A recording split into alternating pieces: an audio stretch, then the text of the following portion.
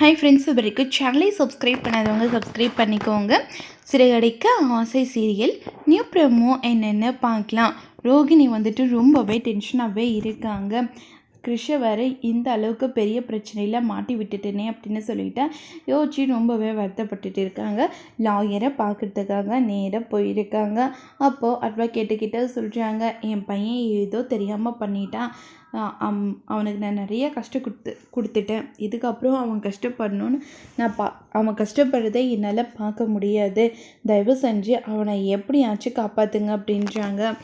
இல்லை, நீங்கள் சொல்கிறது எல்லாமே எனக்கு புரியுது.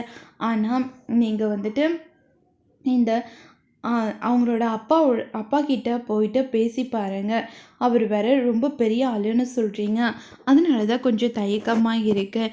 என்ன தான் நம்ம மேலே தப்பு இருந்தாலும் கேட்க வேண்டிய இடத்துல கேட்டால் கண்டிப்பாக அவங்க வந்து ஓகே சொல்லுவாங்க அப்படின்றாங்க.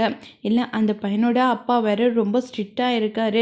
எப்படி ஆச்சு இவனை சீர்திருத்தும் பள்ளியில் போடணுன்னு சொல்லிட்டு ஒரே முடிவோடு இருக்காங்க.